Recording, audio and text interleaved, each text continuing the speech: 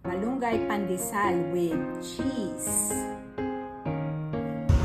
Ganon. Ayan guys, yung tanim kong malunggay. May tanim ako ng malunggay dito sa Taiwan. Dito kasi sa Taiwan, walang malunggay. Dito sa lugar namin, wala pa akong nakita. Bukod tanging itong malunggay ko lang ang meron dito sa lugar namin. Dito kasi sa Taiwan, hindi nila siguro kilala tong malunggay na halaman. So, dito wala ka talagang makikita. Siguro meron man, siguro madalang lang siguro. Ito pala guys, galing to ng Pinas. Dala ko to na walang roots kasi bawal magdala ng may roots sa eroplano. Magmumulta ka pag nahuli ka. So, tinanim ko to dito at ito na ngayon, no? Tingnan nyo guys. Ang laki-laki na ng puno. Diba? Ang lusog-lusog pa. Ayan daming dahon. Sawa ka ng malunggay dito. So, let's go guys. Magpipitas na tayo ng dahon. Magluluto tayo ngayon. Surprise kung anong iluluto natin.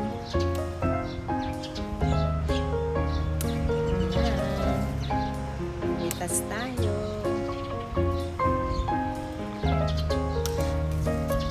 Let's go guys. Magluluto tayo ngayon ng malunggay pandesal. Ito yung mga ingredients ng malunggay pandesal. Flour, siyempre malunggay,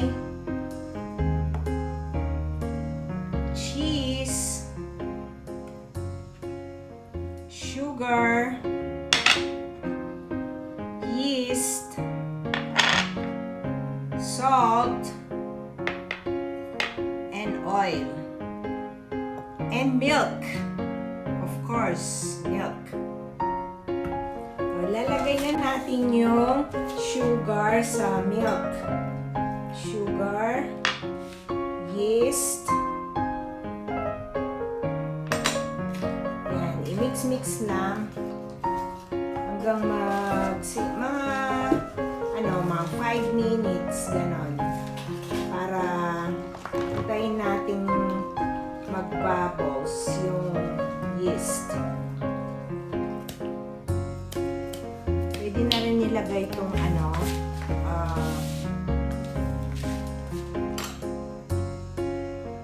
yung oil. Lagay na natin. Habang iniintay natin itong 5 minutes, lagay na natin yung salt dito sa flour.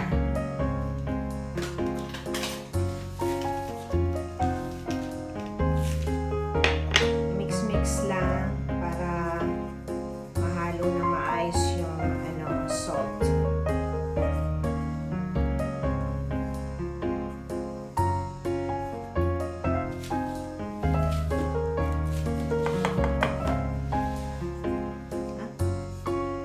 Bubbles na yung natin, yung minixture na natin na yeast and milk, and then lalagay na natin dito sa flour.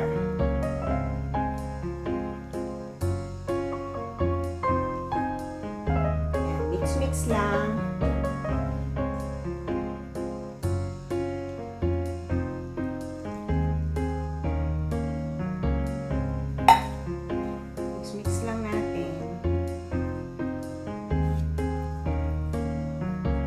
Incorporate na yung yung liquid ingredients natin sa harina. Lagay ko na yung malunggay, imamasa na natin dito. Wala wala nang dumidikit. Yan. Takpan, lagay natin ulit dito at takpan ng clean wrap. And then, wait for 1 hour. Double in size na yung dough natin. I-mold na natin siya ng isa-isa.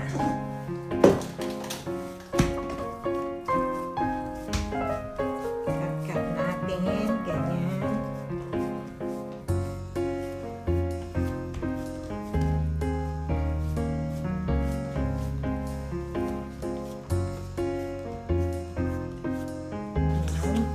Timbangin natin yan para malaki, mga 55 grams.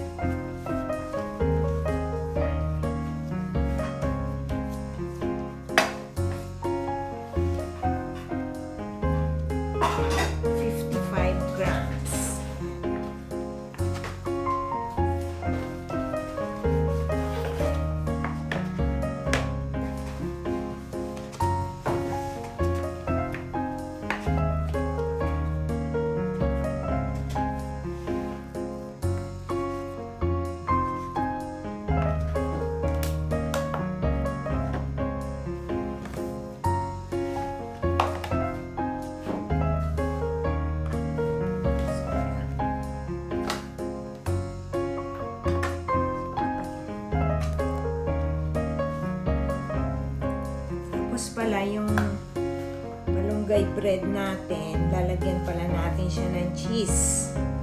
Malunggay cheese bread.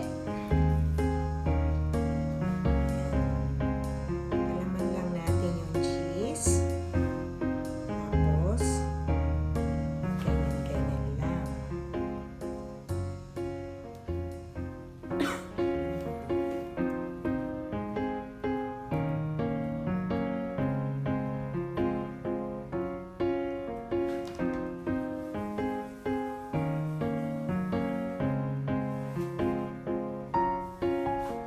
Tapos ito yung baking pan natin. Yan, ilagay-lagay lang dyan. Tapos mamaya, ipapa-alsahin natin siguro mga 15 minutes bago natin i-bake.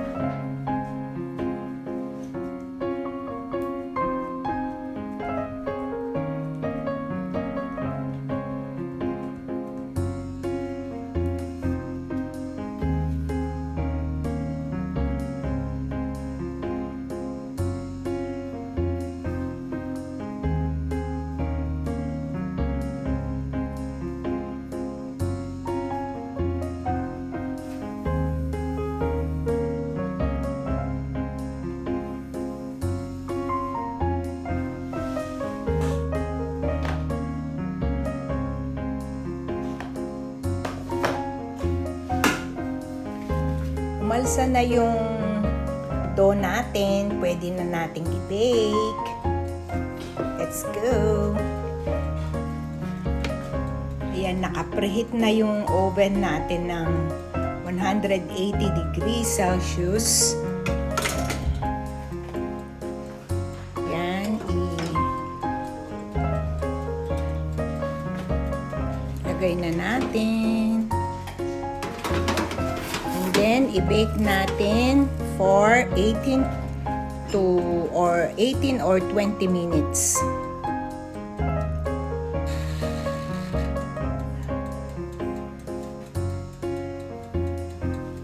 Guys, ayan, luto na yung ano natin, yung malunggay pandesal with cheese. Ganda, no? Natin.